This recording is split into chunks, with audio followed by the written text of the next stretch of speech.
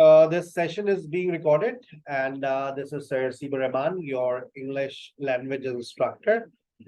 And in today's special episode, I'm going to explain you about my platform as well, and I'm going to start my very first, most important lecture with all of you, right? बेटा अगर आप channel पर नए हैं और आपने channel को like नहीं किया, सब्सक्राइब नहीं किया, बेल आइकॉन पे क्लिक नहीं किया तो कर लीजिए, क्योंकि ऐसे लेक्चर्स आपको मेरे यूट्यूब के चैनल्स पे मिलते रहेंगे, लेकिन हमेशा नहीं मिलते, क्योंकि कुछ दिनों बाद वो लेक्चर्स डिसअपियर भी हो जाते हैं। तो आप डे टू डे लेक्चर्स को सुनते रहें, और अगर आपको आपको बाकायदा तौर पर इन लेक्चर्स की एक्सेस चाहिए तो वो आपको गूगल क्लासरूम से मिल जाती है। सर आप कोर्स क्या पढ़ाते हैं, क्या आपका कोर्स कंटेंट है? तो बेटा जो कोर्स कंटेंट है वो आपकी स्क्रीन पर है। बेसिक से स्टार्ट लेता हूँ, फिर टेंसेस, मॉडल्स, कंडीशनल्स, पैसिव पढ़ाता हूँ। फर्स्ट मंथ में आपको क्या आ जाता है, लिखना चाहे तो अपने पास लिख ले, ऐसा हो जाएगा। मतलब सर आप कोई बाबा है कि आप ऐसा कह रहे हैं ऐसा हो जाएगा? बेटा जब एक इंसान एक ही रास्ते पे 19 साल से गाड़ी चला रहा होता है ना, तो वो आंखें बंद करके भी बता देता है कि अब स्पीड ब्रेकर आएगा, अब तुम्हारे सामने एक गड्ढा आएगा, यहाँ पर पप्पू भाई की दुकान आएगी, यहाँ से आपको लेफ्ट लेना है, उसके बाद फिर एक आपके पास यू टर्न आएगा, वहां से गाड़ी को घुमा लीजिएगा। तो बेटा 19 साल से एक ही रास्ते पे गाड़ी चला रहे हैं, सो आई एग्जैक्टली नो कि कौन सी चीज कब आपको आती है। ठीक है ना, कौन सी चीज आपको कब आती है ये आपको सर बता रहे हैं।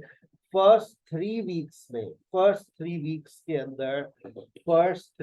के अंदर आपको क्या आ जाता है? फर्स्ट 3 वीक्स के अंदर आपको आ जाता है लाजमी तौर पर आपके अंदर कॉन्फिडेंस आ जाता है, आपके अंदर का डर खत्म हो जाता है। ये मैं गारंटेड कह रहा हूँ, ये जो आपके अंदर की हिचकिचाहट है ना, ये खत्म हो जाएगी, and you will be confident with in 3 weeks. आपको इस बात का एहसास हो जाएगा, आप अल्लाह का शुक्र अदा करेंगे that you are on the right platform, right. तो 3 हफ्ते आप नोट कर लें आज, that you will realize in 3 weeks that you are on the right platform. In 3 weeks you will have confidence. In 3 weeks you will kill your fear, right? Clear? Got it? चलें आगे चलते उसके बाद tenses और models second और third month में क्या आ जाता है फॉर श्योर। अमूमन 6 वीक्स के बाद, 6 to 8 वीक्स के बाद you start speaking English, fluent English. अच्छा कुछ केसेस देखें, बहुत गौर से मेरी बात को सुनिएगा। हो सकता है कि आपका जो लेवल हो वो बहुत लो हो। आप 10 साल पहले आपने पढ़ाई की और अब आप 10 साल बाद आप पहली मर्तबा पढ़ाई को खोल रही है, आपका सिस्टम ही इनएक्टिव हुआ है। तो आपको एक्टिवेट होने में हो सकता है 3 हफ्ते नहीं 3 महीने लग जाए। डिपेंड करता है कि आप क्यों सीख रहे हैं। आपके पास एक्सपोजर ही नहीं है लैंग्वेज का, आपने बस सोच लिया, दिल की ख्वाहिश एक जाग गई मैं लैंग्वेज सीख लूं, लेकिन पूरे दिन वही घर के कामों में मसरूफ है आप, कोई आपका एक्सपोजर नहीं है लैंग्वेज से। आप ना स्कूल में पढ़ा रही है, ना बच्चों को पढ़ा रही है, ना आप कहीं कोई कहानियां पढ़ रही है आपका, ना आप वर्किंग है, तो बेटा फिर आपके हालात मुख्तलिफ है। लेकिन आप कहीं पर बच्चों को पढ़ा रही हैं, आप स्कूल टीचर हैं, आप जॉब कर रही हैं, आप स्टूडेंट हैं, it means your system is active. तो फिर आपके साथ वही होगा जो मैं आपको बता रहा हूँ। With in 2 months you start speaking fluent English. मैं आपको 4 टॉपिक्स लिखवा देता हूँ, जब ये मुकम्मल कर लोगे तो मैं तुमसे एक सवाल करूंगा, हैव यू गॉट फ्लुएंसी? और तुम्हारा जवाब होगा yes. Present simple, past simple, future simple, present simple, past simple, future simple. 2 tense और दे दो, जरूरी नहीं है लेकिन, प्रेजेंट प्रोग्रेसिव और पास्ट प्रोग्रेसिव। ये 5 टेंस है, ये समझ लो 5 इंजन है। ये पांचों इंजन जिस दिन मैंने तुम्हारे अंदर फिट कर दिए, you will start speaking fluent English. और ऐसा ही होता है, मैं इतने दावे के साथ कह रहा हूँ क्योंकि मुझे पता है जिस तरह से ये कोर्स मैंने डिजाइन किया है, जिस तरह से मैं पढ़ाता हूँ, जिस तरह से मेरे स्पोकन टीचर्स आप पर काम करते हैं, जिस तरह से डिस्कशन क्लासेस में डिस्कशन टीचर्स अपना रोल अदा करते हैं, और जिस तरह से आपकी प्रोनाउंसिएशन टीचर आपके साथ मिल करके वर्किंग करती है, and I am sure that you will achieve your destination. But I want you to be regular. I want you to be punctual, and I want you to follow my instructions. I want you to spend 3 hours at least on Zoom. It's not necessary that you spend 3 hours continuously. You can divide your timings. अब आप अपने time को कैसे divide कर सकते हैं ये देखिए. सुबह में 10 से 11, दोपहर में 3 से 4, रात में 8 से 9. आपके पास ये ऑप्शन है. ठीक है, आप इन ऑप्शंस के मुताबिक क्लास ले सकते हैं. 10 से 11, 3 से 4, 8 से 9. ठीक है, आपके पास दूसरा ऑप्शन क्या है? दूसरा ऑप्शन आपके पास ये है कि आप स्पोकन क्लास भी 3 दफा ले सकते हैं. 10 से 11, 3 से 4, 8 से 9. अब मेरी बात गौर से सुनिएगा. जो स्टूडेंट्स ये कहते हैं मैं बिल्कुल जीरो लेवल पर हूं, उनके लिए सबसे इंपॉर्टेंट क्लासेस उनकी ग्रामर और स्पोकन है. क्योंकि डिस्कशन में आप जाएंगे तो obviously you will find students speaking. फिर आप कहेंगे कि यार ये तो बड़े अंग्रेज के बच्चे. मेरे प्लेटफॉर्म पे इस वक्त जितने भी बच्चे पढ़ रही है उन सबकी उम्र है 2 महीने. अच्छा, मैंने आपको आज अभी आप डिस्कशन क्लास में जिन स्टूडेंट्स के साथ आपको मैं कनेक्ट करवाऊंगा, वहां पर उन बच्चों की उम्र बता देता हूं मैं. 1 महीना. आप जानना चाहते हैं, देखना चाहते हैं 1 महीने बाद स्टूडेंट्स किस तरह किस लेवल पर आ जाते हैं, तो वो लेवल मैं भी आपको आज दिखा दूंगा कि किस लेवल पर वो स्टूडेंट्स आ जाते हैं. आपको ज्वाइन करेंगे आज आपकी दोपहर की डिस्कशन क्लास में. सर्वर्स मेरे पास मैं चले हो सकता है, मुमकिन है मैं आप लोग अभी सेपरेट रखूं. मेरा सर्वर की सेटिंग मैं सोच रहा हूँ, सर्वर्स की सेटिंग क्या है. ठीक है, नहीं मैं आपको आज के सेशन में सेपरेट ही रखूंगा. सर्वर की मेरे जहन में आ गई एक सेटिंग, क्योंकि एक आपकी डिस्कशन 5 क्लासेस एक साथ चल रही होती है, तो 1 2 चल रही है, तीसरी वो चलती रहेगी, चौथी एक और चल रही होगी, 5वीं आप लोगों की होगी. ठीक है, मान ली चले, आसान हो गया आप लोगों के लिए.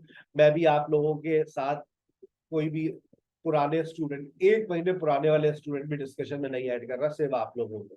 लेकिन फ्राइडे को आपकी मुलाकात हो जाएगी हमारे प्रीवियस स्टूडेंट से, जिनको 1 महीना हो गया, जिनको 2 महीने हो गए. फिर आपको अंदाजा हो जाएगा कि हम किस लेवल पर होंगे. वरना पहली क्लास में जब आप जाते हैं ना, अभी आप डिस्कशन में जाएंगे तो आप में से 5-6 ऐसे होंगे जो बोल सकते हैं. मुझे हैंड रेस करके जरा बताइएगा, आप में से कितने लोग ऐसे हैं जो बोलने के लिए बेचैन है. Sir I want to just take part in speaking sir, please sir. 1 Bina. बाकी 5 होंगे, 5 लोग ऐसे होंगे. 3 देखा, 4 5 ये तड़प रहे बोलने के लिए. 6 माशाल्लाह. 7 हो गए भाई. इसका मतलब जब आप डिस्कशन क्लास में जाएंगे आपको ऑलरेडी कुछ ऐसे स्टूडेंट्स मिलेंगे जिनकी थोड़ी बहुत नॉलेज है. They are here to polish themselves. तो आपको मजा आएगा. लेकिन ये है सब आप ही के लेवल के लोग. ठीक है ना. आपको याद रखिएगा, मेरी ग्रामर क्लास में, आपकी स्पोकन क्लास में कोई ऐसा स्टूडेंट नहीं मिलता है जो पिछले 1 महीने से पढ़ रहा हो. सारे आप ही के लेवल के स्टूडेंट्स होते हैं, आप ही के साथ ज्वाइन कर रहे हैं. मैं 17 जुलाई, 24 जुलाई और 31 जुलाई मेरी सेशन की रजिस्ट्रेशन चल रही है, और this is my last week of registration. इसके बाद आपकी बोर्डिंग्स बंद हो जाएगी इस बैच की, और आप लोग फ्लाई करेंगे. डिस्कशन क्लास वो स्टूडेंट जो अपने आप को जीरो लेवल पर समझते हैं, मैंने उनसे कह दिया ग्रामर स्पोकन क्लास दिन में 3 मरतबा अटेंड करो.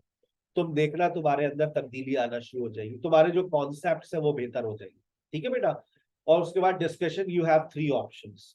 Activity you have 3 options. Discussion 3 different teachers है, एक्टिविटी में टीचर सेम है, एक्टिविटी सेम है. सुबह में आज आपने प्रोनाउंसिएशन सेशन लिया था, 5 से 6 में भी होगा, 10 से 11 में भी होगा.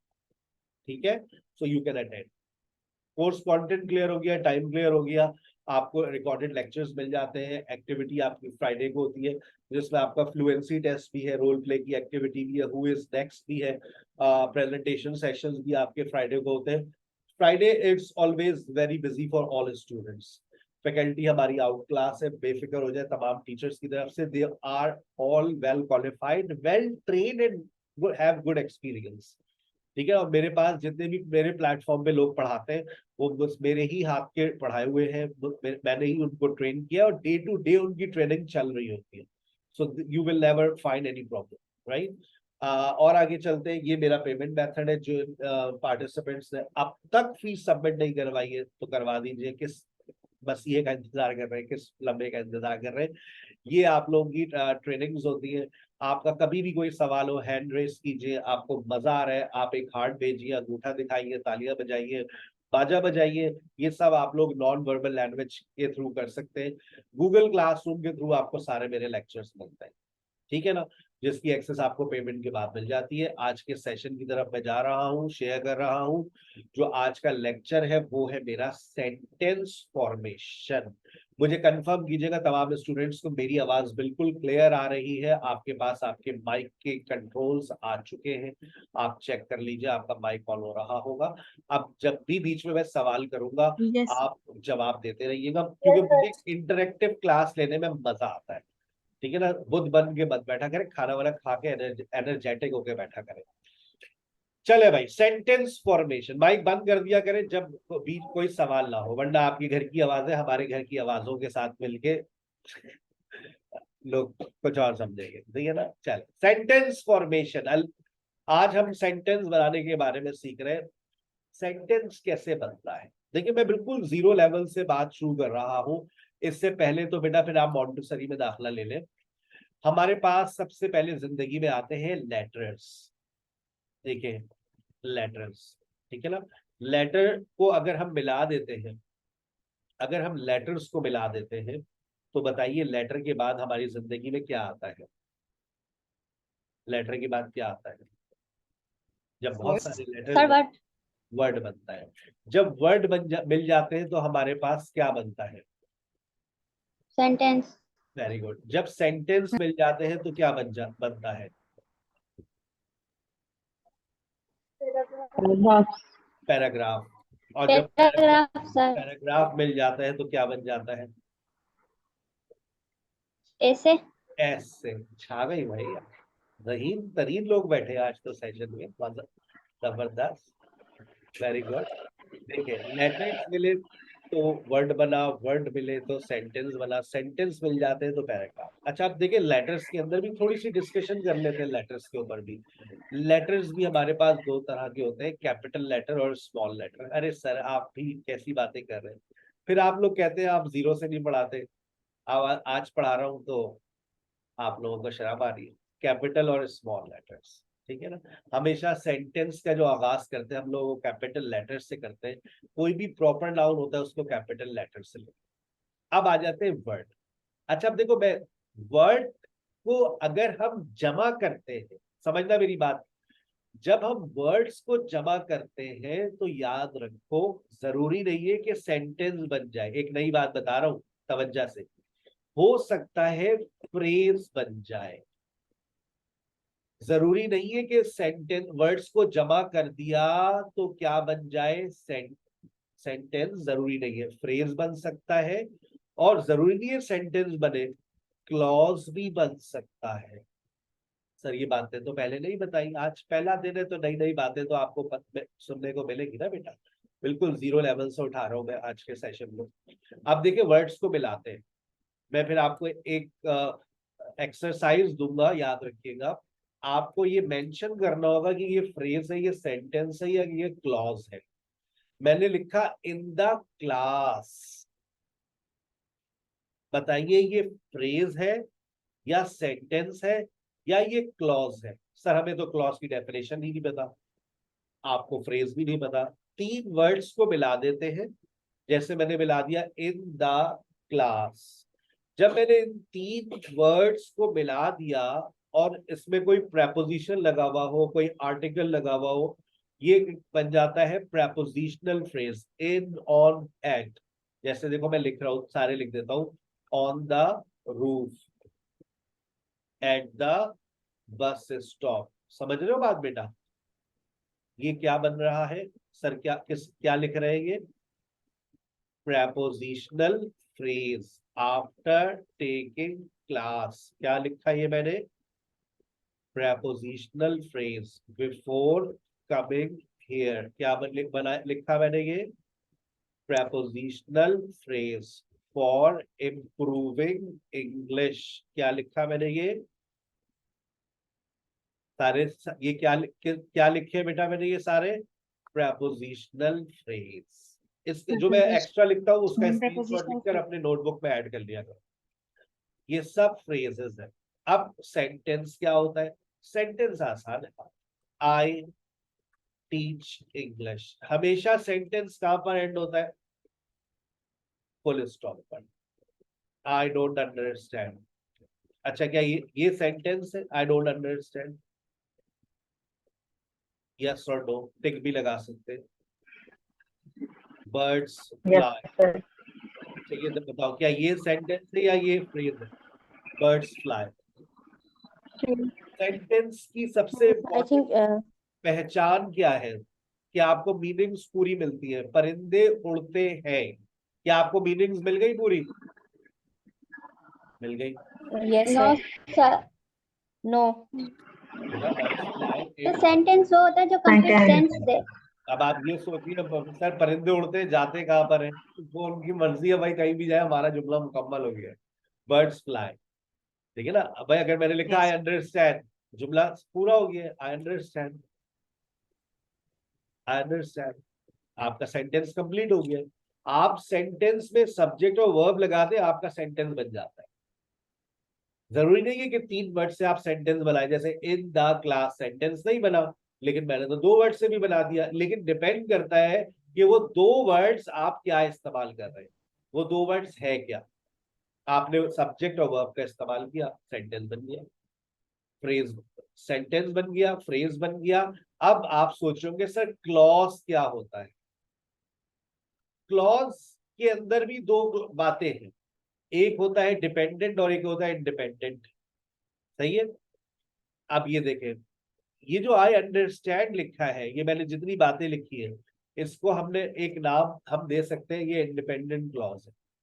लेकिन मैं आपको क्लॉज के लिए एक सेंटेंस और लिख कर दे रहा हूं। इफ यू वर्क हार्डर, बताइए बात मुकम्मल हो गई? When No you sir. No, sir. Come The dependent. Late, क्या बात मुकम्मल हो गई? As soon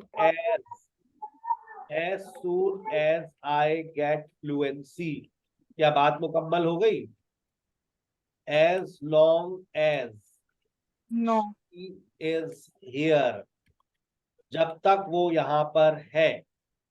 until you work hard, until you work hard, जब तक तुम मेहनत नहीं करोगे। अच्छा देखो, क्या मैंने इन सेंटेंसेस में आगे कॉमा लगाया है? Yes. No sir. यानी देखो ना, Yes sir. If you work harder Yes sir. Come late, क्या मैंने फुल स्टॉप लगाया है? इसका मतलब है ये सेंटेंस अधूरा है। No sir. अगर तो ये सेंटेंस होता तो इसके आगे फुल स्टॉप होता, लेकिन यहाँ पर क्या लिख दिया सर ने? कॉमा। इसका मतलब ये है कि ये है आपका क्लॉज। और कौन सा क्लॉज है ये क्लॉज है डिपेंडेंट। डिपेंडेंट, और ये किस पे डिपेंड कर रहा है? किसी एक दूसरे क्लॉज के ऊपर। आगे कुछ ना कुछ आपको लिखना पड़ेगा। अब मैं एक एक्सरसाइज बनाऊंगा आप लोगों के लिए आज की तारीख के अंदर। इस क्लास के फौरन बाद आपके पास 6 बजे एक एक्सरसाइज आएगी। आप लोग क्या ये मेंशन कर सकते हैं कि ये फ्रेज है, ये सेंटेंस है, और ये क्लॉज है, डिपेंडेंट क्लॉज? मेंशन कर देंगे? यस सर, कर सकते हैं। Concept Yes clear sir. हो जाएगा ना, कर तो सकते आपको समझ आ हैं। जाएगी कि ये प्रेपोजिशन अच्छा ये फ्रेज है, ये सेंटेंस है, ये डिपेंडेंट क्लॉज। चलो स्क्रीनशॉट ले लो, स्क्रीनशॉट ले लो, इसको अपनी नोटबुक में ऐड कर ले। मेरे लाइव सेशन की ये Okay, खुसूसियत, sir. Lady. मैं दिन में 3 मरतबा पढ़ाता हूँ, टॉपिक सेम होता है, लेकिन नॉलेज इतनी ज्यादा अल्हम्दुलिल्लाह है कि एक ही टॉपिक को स्टार्ट करने के बहुत सारे तरीके कार है। और कोई एक लाइव सेशन मेरा अपलोड होता है जो सबसे बेस्ट होता है, ठीक है ना? बाकी जो लाइव सेशन में आपका फायदा हो रहा होता है वो एक अलग। तो आप इसका स्क्रीनशॉट ले लें, अपने पास नोट कर लीजिए। देख, एक सेशन आज का अपलोड हो चुका है, हो सकता है ये भी आज आपको मिल जाए। तो मैं कोशिश करता हूँ हर सेशन में कुछ ना कुछ नया पढ़ाऊँ। अब जैसे इर्सा हर सेशन में बैठी हुई है, तो ये सुबह का सेशन लेगी, कुछ नया सीख रही है, शाम में आई, दोपहर में आई, कुछ नया, रात में आएगी कुछ नया, लेकिन टॉपिक मेरा यही चल रहा है, सेंटेंस फॉर्मेशन। अब आप एक सेंटेंस को फॉर्म करने जा रहे हैं, तो मैंने आपको उससे पहले क्या बता दिया आज मैंने क्या बताया आपको कि देखो बेटा, सेंटेंस बनाने से पहले दिमाग में ये बात रखो कि सेंटेंस वर्ड से मिलकर बनता है, और वर्ड से मिलकर और क्या बन सकता है, फ्रेज भी बन सकता है, क्लॉज भी बन सकता है, सेंटेंस तो बनता ही बनता है। फिर आगे पैराग्राफ और एसे पर भी हम जाएंगे, ठीक है ना। पैराग्राफ राइटिंग सिखाऊंगा इंशाल्लाह, मैं वादा है मेरा आपसे, इसी महीने में सिखाऊंगा। जैसे ही फाउंडेशन लेवल खत्म होगा हम पैराग्राफ राइटिंग पर आएंगे, ठीक है। चलिए, अब सेंटेंस आप बनाने जा रहे हैं। 4 चीजों की जरूरत जनरली हमें पड़ती है, और वो 4 चीजें आपकी स्क्रीन पर है, subject plus verb plus object plus adverb. यहाँ पर एक रेक्टिफिकेशन कर दूं मैं, यहाँ पर एवरी डे जो है वो मिलाकर लिख दिया है। आप इसको अलग करके लिखेंगे तो ये एडवर्ब बन जाएगा, और अगर मिलाकर लिख दिया तो गलती नहीं है, लेकिन ये बन जाता है एडजेक्टिव, ये बन जाता है एडजेक्टिव। और फिर इस एवरीडे का इस्तेमाल कैसे होता है, फिर हम इसको यूं लिखते हैं, everyday spoken English, everyday problems, everyday problems, everyday questions, everyday questions,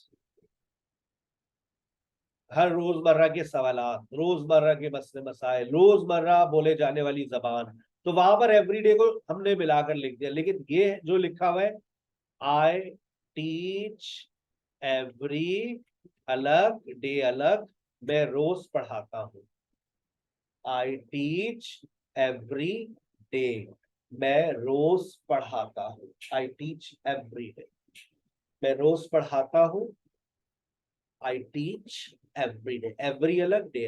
अच्छा, ये है एडवर्ब्स से मुराद, अपने पास नोट कीजिएगा, एडवर्ब्स से मुराद है टाइम एक्सप्रेशन।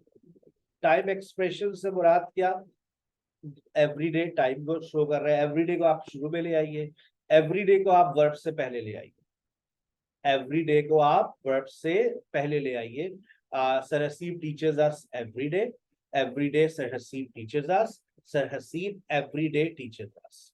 मैं दोबारा बता देता हूँ इरसा, अगर आप इस तरह के एरोज लगाते हैं तो इसका मतलब ये होता है कि आप, जैसे देखें इरसा ने बैक एरोज लगाए, तो मैं अपना 30 सेकंड मेरी जो रिकॉर्डिंग है वो पीछे चली जाएगी। मैं ये कह रहा हूं कि एवरीडे की जब आप लोकेशन की बात करते हैं, जब आप एडवर्ब की लोकेशन की बात करते हैं, तो एडवर्ब को आप सेंटेंस के आखिर में भी लगा सकते हैं, आप इसको सेंटेंस के शुरू में भी लगा सकते हैं। अगर आप इसको सेंटेंस के शुरू में लगाएंगे तो एवरीडे का ई बड़ा हो जाएगा, और उसके बाद कॉमे का इस्तेमाल करना फर्ज हो जाएगा। ये पंक्चुएशन पॉइंट्स बता दिए। और अगर आप एवरीडे को वर्ब से पहले लगाना चाह रहे हैं तो आपकी मर्जी है। Sir Haseeb teachers us everyday, everyday sir Haseeb teachers us, sir Haseeb everyday teachers us. आपके सेंटेंस की मीनिंग के ऊपर कोई भी फर्क नहीं पड़ा। आ गई बात समझ। She calls me sometimes, she sometimes calls me. Usually को आप वर्ब से पहले लिखिए, आप इसको जुमले के शुरू में ले आइए, आप इसको जुमले के आखिर में ले जाइए, आपकी मर्जी, आई डोंट माइंड, ठीक है। जहां दिल जाए आप इसका इस्तेमाल करें। यस्टरडे आई कॉल्ड सारा, कल मैंने सारा को फोन किया था, अच्छी बात है। आप यस्टरडे को सेंटेंस के आखिर में ले जाइए, देखिए आप वर्ब से पहले ले आइए, आई डोंट माइंड, ठीक है। कुछ एडवर्ब्स ऐसे होते हैं जो कहते हैं भाई हमारी जगह को तब्दील मत करो, जैसे नेवर और ऑलवेज। हम नेवर और ऑलवेज को हमेशा वर्ब से पहले इस्तेमाल करते हैं, तो आप इसकी जगह को तब्दील मत कीजिएगा। भले से ये आपको सुनाई दिए जाएंगे नेवर कॉल मी अगेन, लेकिन जब आपको पता चलेगा तो वहां पे भी उससे पहले सब्जेक्ट होता है। तो नेवर और ऑलवेज का इस्तेमाल हमेशा सब्जेक्ट से पहले कीजिए। आ गई बात समझ, ठीक है। अच्छा, उसके बाद ये देखिएगा, बहुत छोटी सी बात है, सारा कॉल्स मी ऑन संडे। सारा कॉल्स मी ऑन संडे, अगर आप यहाँ पर देखिए संडे से पहले मैंने ऑन लगाया, ठीक है। संडे से पहले अगर लास्ट का वर्ड इस्तेमाल कर दूं तो प्रेपोजिशंस स्किप हो जाते हैं, लास्ट का वर्ड, दूसरा एक और वर्ड लिखिएगा नेक्स्ट, एक और वर्ड लिखिएगा every. Every Sunday, last Sunday, next Sunday. अगर आपने ये एवरी, लास्ट और नेक्स्ट वर्ड्स इस्तेमाल कर लिए तो फिर अब आपको किसी प्रेपोजिशन की जरूरत नहीं होती। आप बगैर प्रेपोजिशन के सेंटेंस बनाते हैं। She called me last Sunday, she we visited Murree last January. अब जनवरी से पहले इन लगाने की जरूरत नहीं है। तीनों वर्ड्स लिख लें अपने पास, लास्ट, नेक्स्ट और एवरी। आखिरी बात समझ। अच्छा, उसके बाद मेरा आपसे एक सवाल है, बताइएगा। उम्मे एमन का यहाँ पर सवाल आ रहा है जी। एमन, सर लास्ट जो आप भी एडवर्ब एडजेक्टिव का पढ़ा रहे थे वो पूछना है मैंने कि जो सेंटेंसेस में एवरीडे सम टाइम यूज हुए हैं ये एज अ एडजेक्टिव यूज हुए हैं या एडवर्ब? Adverb, adverb. वो मैंने जब भी उसकी रेक्टिफिकेशन कर दी थी कि एवरी अलग है, डे अलग है। वो ये पीडीएफ है ना, तो उसमें एडिट नहीं होता। Okay sir, okay. जब भी मैंने आपको यहाँ पर ये जो लिखे हुए समटाइम्स, यूजुअली, बाकी तो सब है, यहाँ एवरीडे मिक्स मर्ज हो गया। तो ये एवरी को अलग करना है, डे को अलग करना है। ठीक है, अभी इसकी सॉफ्ट कॉपी आ रही है तो वो उसमें एडिट हो जाएगा। यस नौशी।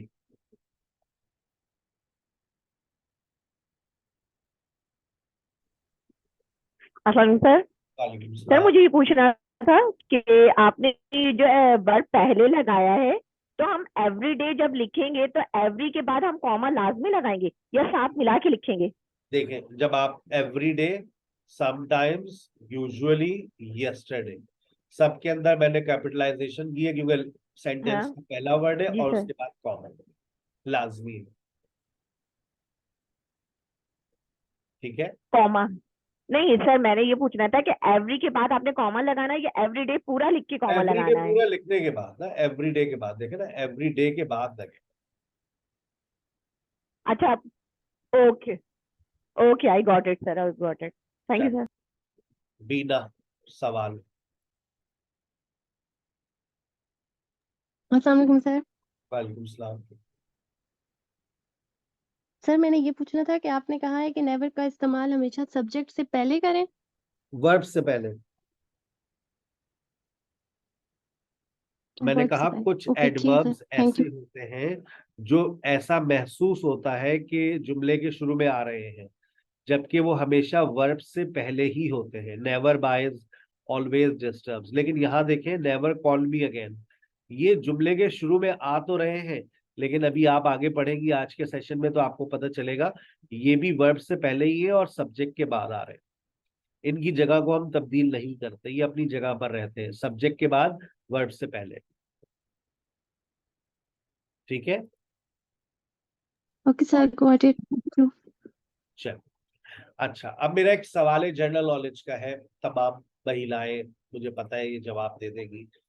क्या हम ऑब्जेक्ट के बगैर और एडवर्ब के बगैर और सब्जेक्ट के बगैर जुमला बना सकते हैं? अगर बना सकते हैं तो मुझे वोट कीजिएगा, टिक और क्रॉस लगाइएगा। उससे पहला सवाल है ये मेरा। क्या, पहला सवाल, क्या एडवर्ब के बगैर जुमला बन सकता है, यस और नो?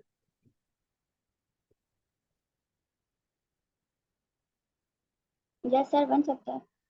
लोग कह रहे बन सकता है, आशना ने भी कह दिया बन सकता है। 3 लोगों के वोट आ गए, 4 वोट आ गए। मेजोरिटी, माइनॉरिटी के वोट आए, मेजोरिटी अभी सो रही है। 5 वोट आ चुके नाजरीन। Cast your vote, it's your right. Fatima ने भी वोट दे दिया है। फातिमा, टिक का निशान होगा, देखें टिक का एक निशान होता है, जहां रिएक्शंस होते हैं ना वहां टिक का निशान होता है। हैंड रेस का मतलब होता है you have a question. Very good, majority win. चले भाई, मेजोरिटी ने कह दिया बन सकता है, तो फिर आप ये भी कहेंगी कि ऑब्जेक्ट के बगैर भी बन सकता है, क्योंकि जुमले आपको स्क्रीन पे नजर आ रहे हैं, बने हुए हैं। मेजोरिटी ये कहेगी कि हाँ भाई बिल्कुल बन सकता है। नहीं, एक वोट फातिमा ने कह दिया नहीं बन सकता। फातिमा, गौर से देखिए स्क्रीन पर, उन्होंने अपना सर फौरन, बन सकता है, बन बन सकता सकता है, फैसला बदल दिया। मैंने मेजोरिटी के साथ जा रही है, ठीक है ना? Sonia plays cricket. Sarah drank Pepsi. They drive a car. I eat food. He writes a letter. She talks. She taught. She teaches. I understand. Birds fly. She knows. She works. It is possible to make a sentence without an adverb. It is possible to make a sentence without an without an object. मेरा आपसे एक बड़ा important सवाल, क्या subject के बगैर भी जुमला बन सकता है? वोट है अभी आप सबके यस में। मैं इस सवाल को दोबारा पूछ रहा हूं, क्या सब्जेक्ट के बगैर जुमला बन सकता है? 2 वोट एकदम से आ गए, नहीं बन सकता। बाकी लोग क्या कहते हैं? मैमूना, 3 वोट पड़ गए, नहीं बन सकता। स्क्रीन पे देखिएगा, फिर शायद आप अपना वोट देना। बराबरी का मुकाबला चल रहा है, वोट 4-4 पे बराबर है, 7-4 हो गए। 7 लोग कहते हैं बन सकता है। जुमला देखने के बाद, कॉल सारा फॉर्मेशन देखने के बाद मेजोरिटी कह रही है बन सकता है, लेकिन 5 लोग ऐसे हैं जो कह रहे हैं, और कुछ लोग अपनी राय का इजहार करने से कासिर हैं। वोट जरूर दिया करें, इससे पता चलता है you are active in a session. 8 लोगों के वोट आ चुके हैं, बन सकता है, क्योंकि उनको दिख रहा है कि बन रहा है। किल हर राइट नाउ, इसमें किधर है सर? सब्जेक्ट किधर है sir? Open the door now, बताइए ना सर किधर है? अब आप देखिए एक और सेंटेंसेस देखिए, please give me a knife, help me call her, देखिए ना सर कहाँ है? 9 वोट आ चुके नाजरीन। लोग कह रहे हैं, अवाम कह रही है, मेजोरिटी गलत भी हो सकती है, याद रखिएगा, क्योंकि पाकिस्तान में अंग्रेजी का स्टैंडर्ड बहुत ही गिरा हुआ है। 3 लोग अभी कह रहे हैं वोट कम हो गए, और 9 लोग 2 लोगों ने और अपने फैसले बदल लिए हैं। 9 लोग कह रहे हैं कि अब हाँ भाई बन सकता है, 2 लोग कह रहे हैं नहीं बन सकता। कौन है ये 2 लोग? ये हसीन लोग कौन है? आइए देखते हैं, इनसे बात करते हैं कि ऐसा इन्होंने क्यों कहा। सना बताइए, उम्मे एमन बताइए, आपने ऐसा क्यों कहा? अब आप जानना चाहती है कि आप ऐसा क्यों सोचती है कि सब्जेक्ट के सर बगैर क्योंकि हमें ऐसे ही लगा है कि सब्जेक्ट के बगैर कभी भी सेंटेंस बन सकता है जुमला, पक्की बात है। नहीं बन सकता। Yes sir. अब पक्की बात है, बन सकता है।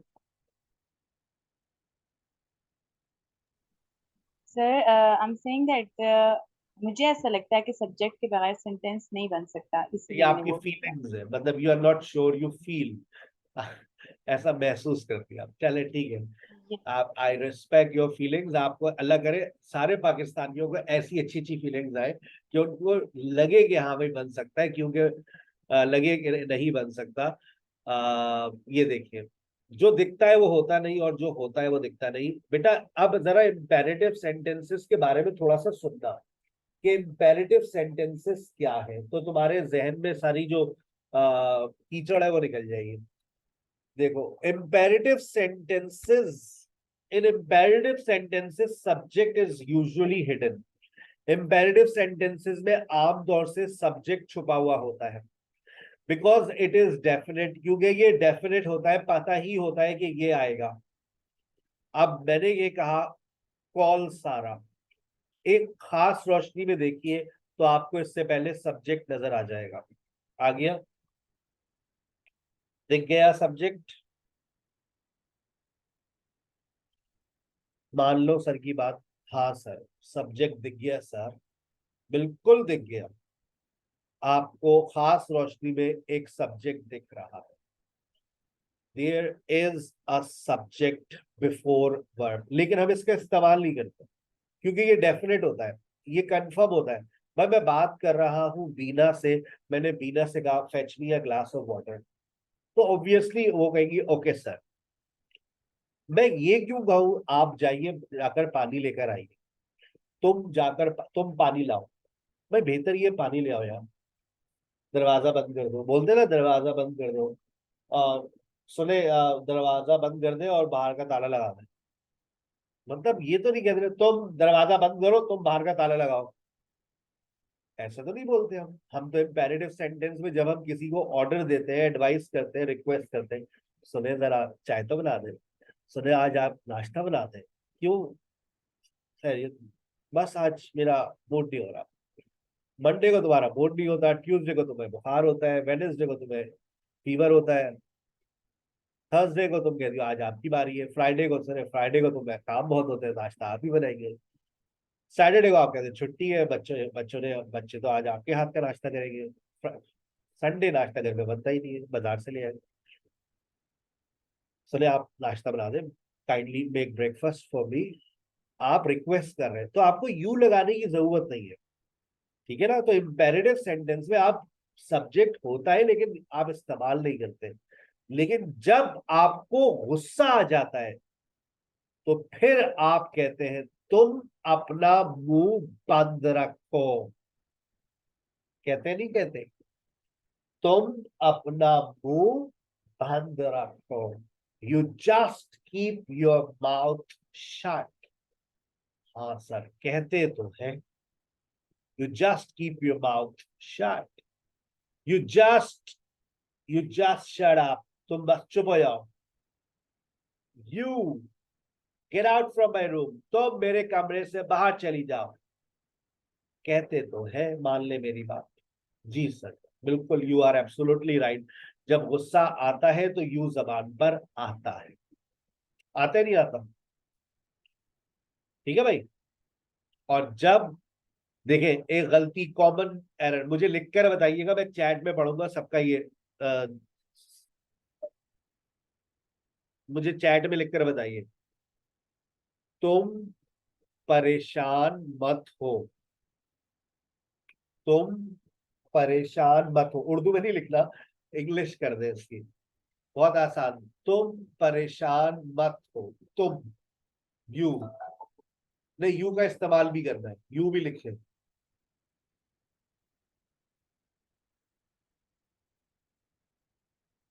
जुमले में यू भी इस्तेमाल करें, फातिमा, नूर फातिमा, जुमले में यू भी लिखे।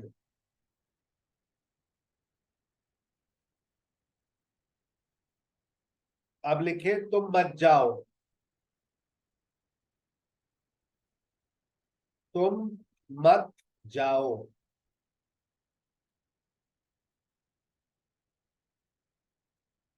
तुम मत जाओ, गो लगाना है। तुम मत जाओ। You don't go.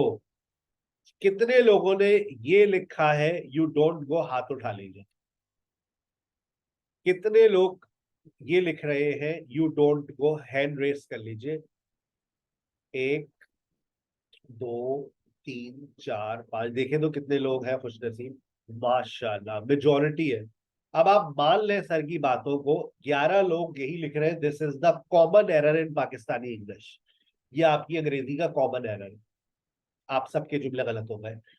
तुम मत जाओ, आज के बाद इसको लिखिएगा डोंट यू गो, और आगे मार्क ऑफ एक्सक्लेमेशन।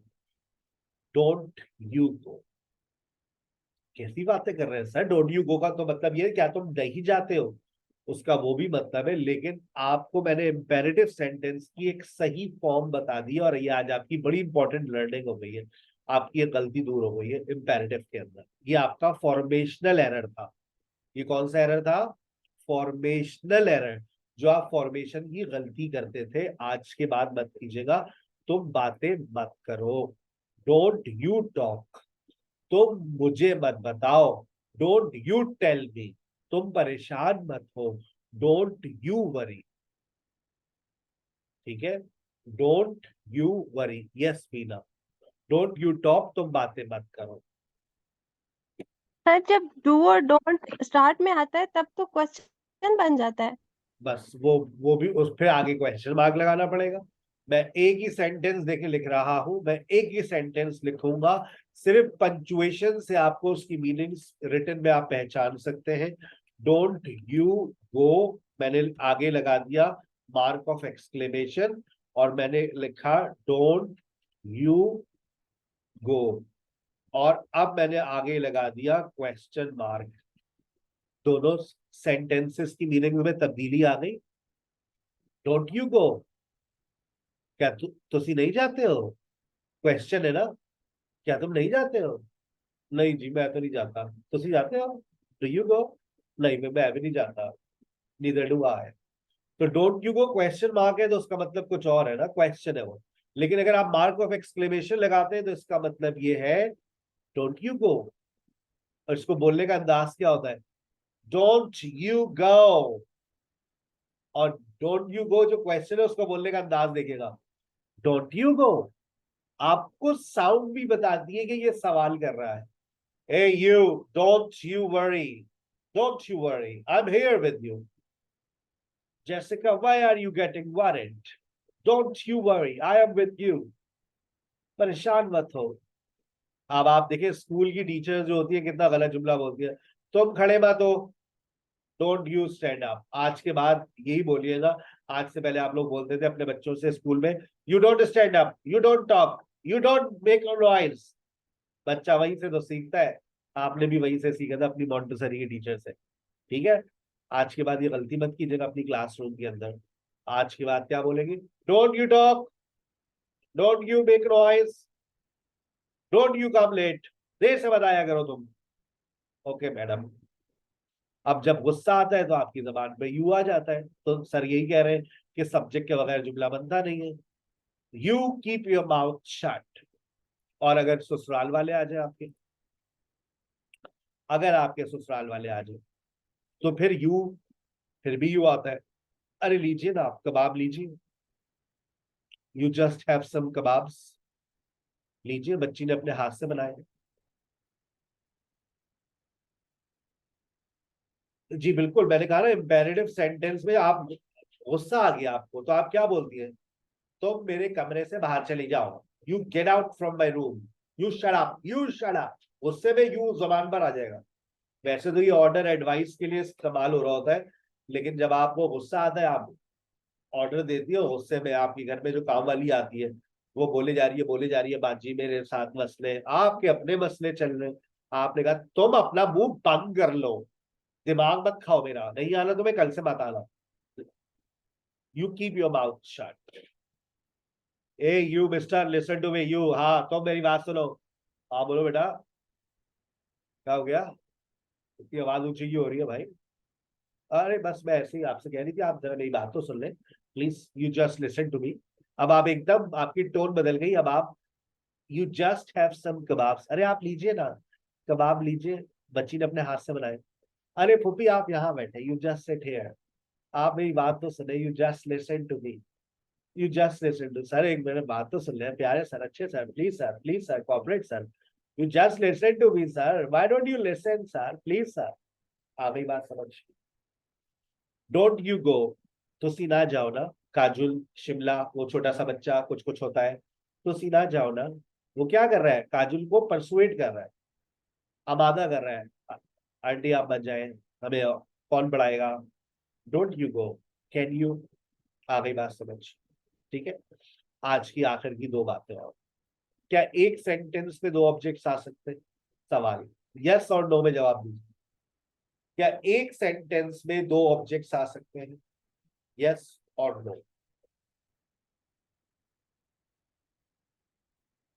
मिडिल नहीं बेटा, स्टार्टिंग में ही आएगा ना। डोंट यू वरी, वो तो मैंने आपको एक फॉर्मेशन सिखा दी है, बस उसी को फॉलो करें, वो ऑर्डर हो या रिक्वेस्ट हो। ठीक है। डोंट यू गो प्लीज, ये रिक्वेस्ट हो गई, जब भी वही आना बिल्कुल आ सकते हैं। ठीक है, एक सेंटेंस में दो ऑब्जेक्ट्स आ सकते हैं। अब सवाल ये है कि अगर एक सेंटेंस में दो ऑब्जेक्ट्स आ रहे हैं तो हमें कैसे पता चलेगा इस सेंटेंस में दो ऑब्जेक्ट्स आ रहे हैं? एक सवाल है। ठीक है, मैं इस सवाल के जवाब दूंगा आज। सर हमें कैसे पता चलेगा इस सेंटेंस में दो ऑब्जेक्ट्स आएंगे? हमें कैसे पता चलेगा अगर दो ऑब्जेक्ट्स आ रहे हैं तो इनके दरमियान में टू आएगा, या दूसरा ऑप्शन सर आपको दे रहे हैं फॉर आएगा? इन दोनों सवाल की जवाब बस मैं दूंगा, फिर आप लोग अपनी डिस्कशन क्लास में शिफ्ट हो जाएंगे, और आपकी डिस्कशन क्लास इसी प्लेटफॉर्म पर, इसी लिंक पर होगी आज, तो आपको कहीं और जाने की जरूरत नहीं। समथिंग के बाद हम टू का इस्तेमाल भी करते हैं, और समथिंग के बाद हम फॉर का इस्तेमाल भी कर सकते हैं। अगर समथिंग के बाद आप टू का इस्तेमाल कर रहे हैं तो याद रखिए इसका जिम्मेदार वर्ब है। वर्ब हमें बताएगा कि टू आएगा, वर्ब हमको बताएगा कि फॉर आएगा, और ये हमको याद करना पड़ता है, इसको समझने वाली कोई बात नहीं है। तो मैं आज आपसे एक लिस्ट शेयर कर दूंगा कि ये वो वर्ब्स है जिनके बाद टू आएगा, ये वो वर्ब्स है जिनके बाद फॉर आएगा। अच्छे बच्चों की तरह याद करना शुरू कर दीजिएगा। ठीक है, एक हफ्ते में याद कर लीजिएगा। अब आइए जरा दो ऑब्जेक्ट्स को लगाते हैं। आई एस्क अ क्वेश्चन, जुमले के आखिर में जो आता है वो ऑब्जेक्ट होता है। आपको ऐसा लगता है आज यही सही है आप लोगों के लिए, मान लिया इसको ऑब्जेक्ट। आई एस्क अली, अली जो है वो क्या है? ऑब्जेक्ट। एक सेंटेंस में दो ऑब्जेक्ट्स अगर आ जाए, अभी तो एक ही सेंटेंस में एक ही ऑब्जेक्ट आ रहा है।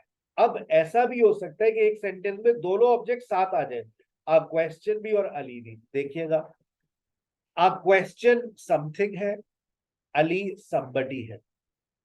हमेशा याद रखिएगा, direct object refers to something, indirect object refers to somebody. जब डायरेक्ट ऑब्जेक्ट पहले आता है, मैं आसान अल्फाजों में बोलता हूं, जब समथिंग पहले आता है तो टू आएगा, फॉर आएगा, प्रेपोजिशन आएगा। देखो, I ask a question to Ali. अगर somebody पहले आएगा तो अब प्रेपोजिशन लगाने की जरूरत नहीं। I ask Ali a question, I give Sadia a lecture, I give a lecture to Sadia. Both sentences are absolutely correct. कौन सा सेंटेंस ज्यादा सुना है आपने, पहला वाला दूसरा वाला? I give Sadia a lecture या I give a lecture to Sadia? Chat में लिख के बता दें, फर्स्ट और सेकंड कौन सा ज्यादा सुना है? I give Sadia a lecture, I give a lecture to Sadia. Second वाला ज्यादा कॉमन है, फर्स्ट वाला आज आपकी नॉलेज में इजाफा हो गया। ठीक है, कुछ लोगों ने दोनों सुने, माशाल्लाह। I give a lecture to Sadia. This is a very common one. I teach English to my students. I teach my students English. ये भी सही है। I teach Sarah English. I teach English to Sarah. तो ये वाला sentence ज्यादा common है, लेकिन आज आपकी नॉलेज में इजाफा हुआ है कि सारा को पहले ले आइए। I teach Sarah English. ये भी सही है। सर इसका फैसला कौन करता है, ये बताइए ना। इसका फैसला करता है वर्ब। इसका फैसला करता है वर्ब, और उस वर्ब को क्या कहते हैं? आखिरी बात आज की मेरी, उस वर्ब को कहते हैं ट्रांजिटिव वर्ब और इनट्रांजिटिव वर्ब। क्या मतलब सर? मतलब ये है बेटा, देखिएगा, ट्रांजिटिव वर्ब्स बहुत आसान जबान में समझा रहा हूं। ट्रांजिटिव वर्ब्स वो वर्ब्स होते हैं, ट्रांजिटिव वर्ब्स वो वर्ब्स होते हैं जो अपने बाद ऑब्जेक्ट ले सकते हैं। ट्रांजिटिव वर्ब्स वो वर्ब्स होते हैं जो अपने बाद ऑब्जेक्ट ले सकते हैं। आगे बात समझ, आसान सी बात है। और वो एक भी ले सकते हैं, दो ऑब्जेक्ट भी ले सकते हैं। अब ये जो दो ऑब्जेक्ट्स लेते हैं, उन वर्ब्स को हमें याद करना पड़ता है। ठीक है, हमें याद करना पड़ता है। हम याद करेंगे सर ये वो वर्ब्स हैं जिनके बाद डबल ऑब्जेक्ट लगता है, और जो वर्ब अपने बाद डबल ऑब्जेक्ट लेता है तो फिर उसके अंदर वो वाली कहानी आ जाती है कि कभी वो टू लेते हैं और कभी वो फॉर लेते हैं। तो वो हमें याद करना पड़ता है कि ये टू लेंगे और ये फॉर लेंगे। अभी मैं लिस्ट शेयर कर दूंगा, याद कर लीजिएगा। कुछ एक्सरसाइजेस भी आपसे शेयर करूंगा। इनट्रांजिटिव वर्ब्स वो वर्ब्स होते हैं जो अपने बाद ऑब्जेक्ट नहीं लेते। सर ऑब्जेक्ट नहीं लेते तो फिर क्या लेते हैं? ऑब्जेक्ट नहीं लेते तो फिर क्या लेते हैं? कुछ नहीं लेते। अगर कुछ लेंगे ज्यादा से ज्यादा तो वो एडजेक्टिव ले लेंगे, और कुछ नहीं ले सकते। एडजेक्टिव ले लेंगे, चलो कुछ और लेना है, एडवर्ब ले लेंगे। देखो अपने पास, he is tired, he is tired. अगर मैं कह रहा हूं ही इज टायर्ड, तो अब आप यहां देखिए, इसने एडजेक्टिव ले लिया। अगर मैंने आपसे कहा ही इज टायर्ड, यहां पर क्या आ रहा है? एडजेक्टिव।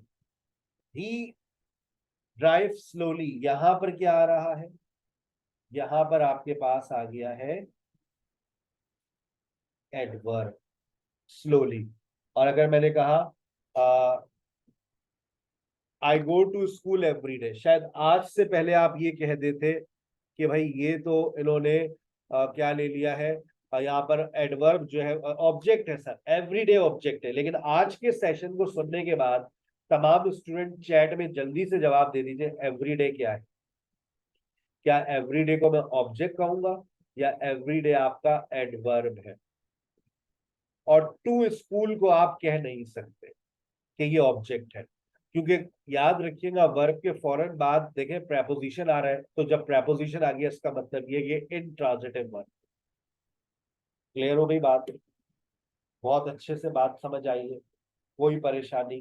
सर वो लिस्ट तो बता दीजिए, वो लिस्ट तो दे दीजिए जिसका आप जिक्र कर रहे थे। बिल्कुल हम आपको वो लिस्ट दे रहे हैं जो आपको इस्तेमाल करनी है और याद करनी है, और बहुत आसान है। उसके अंदर कुछ प्रैक्टिस एक्सरसाइजेस भी है जो आपको काम आएगी। ठीक है, ये देखिए, ये जा रहा हूं मैं गूगल क्लासरूम के अंदर। किधर है भाई Google classroom? Where are you Google? Google Google Google. हम गूगल क्लासरूम को खोलते हैं और ये जो आज का सेशन है ये भी आपको वहीं पे मिल जाएगा। ये आपके सामने गूगल क्लासरूम आ गया, आ रहा है अभी, आहिस्ता आहिस्ता आ रहा है। सिंपल सी बात है एमन बेटा, अगर आप इम्पेरेटिव सेंटेंस के अंदर नेगेटिव इम्पेरेटिव बनाएगी तो डोंट यू की जगह को याद रखिए ना। जो आप यू डोंट कहती है उसको डोंट यू कहा करें। सिंपल सी बात मैंने बताई है ना। आपकी फॉर्मेशन क्या है? तो मत जाओ, यू डोंट गो। मैंने उसकी फॉर्मेशन को सही कर दिया है। मैंने आपसे क्या कहा है कि यू को आप डोंट से पहले नहीं, डोंट के बाद लगाना है, दैट्स ऑल। अब वो चाहे रिक्वेस्ट हो, चाहे ऑर्डर हो, चाहे यू लगाओ ना लगाओ, जब यू लगाओगे तो उसकी जगह मैंने आपको बताई है ना, डोंट यू। अगर यू लगा ही नहीं रहे हो तो डोंट वरी, लेकिन अगर यू लगाओगे तो अब जगह कहाँ होगी यू की? यू डोंट वरी या डोंट यू वरी, ठीक है। इम्पेरेटिव ट्रांजिटिव वर्ब्स ऐसा वो होते हैं जो अपने बाद ऑब्जेक्ट लेते हैं, और इन ट्रांजिटिव वर्ब्स वो वर्ब्स होते हैं जो अपने बाद ऑब्जेक्ट नहीं लेते, ठीक है। कल की क्लास में मैं ऑब्जेक्ट पढ़ाऊंगा, मैं उसकी डिटेल में थोड़ा सा और चला जाऊंगा, इन ट्रांजिटिव वर्ब और ट्रांजिटिव वर्ब्स की डिटेल में, ठीक है। आपके सामने एक देखिए ये शीट आ गई है, verbs that take double object, जो आपको याद करना है। आज का असाइनमेंट है आपका, आज की तारीख में कर लीजिएगा, प्रैक्टिस है, इस प्रैक्टिस को कीजिएगा, ठीक है। और करने के बाद आपको क्या करना है? आंसर्स को टैली करना है। ये रहा आंसर, टैली कर लीजिएगा। ये वो शीट आ गई, देखिए प्रेपोजिशन फ्रेज विद टू। कौन से वर्ब्स हैं जो अपने बाद टू लेते हैं? He gave a gift to me। मुझे जल्दी से बताइए, जल्दी से बताइए, he gave a gift to me। इसमें से मैं चाह रहा हूं टू मैं स्किप कर दूं, तो टू को जरा स्किप करके जुमला बनाकर दिखाइए। आपका माइक ऑन है। He gave me a gift. He gave me a gift. Very good. He gave me a gift। He gave me a gift। He gave me a gift। बन गया आपका सेंटेंस। तो आपने अगर टू लगा हटाना है तो somebody को पहले ले आइए, something को बाद में ले जाइए। उसके बाद ये एक और शीट आ जाती है for. I found a pen for you. मैं चाह रहा हूँ फॉर को हटा दें, तो यू को पहले ले आइए, आ पेन को बाद में ले जाइए। I found you a pen. I found you a pen। आसान है। फिर उसके बाद आपके पास मजीद कुछ एग्जाम्पल्स है, हो तो सॉल्व कीजिएगा और अपना बहुत ख्याल रखिएगा। मिस कोमल ने आपको ज्वाइन कर लिया डिस्कशन क्लास के लिए, कहीं जाने की जरूरत नहीं है, इधर ही रहिए और अपनी डिस्कशन क्लास को अटेंड कीजिए। अस्सलाम वालेकुम।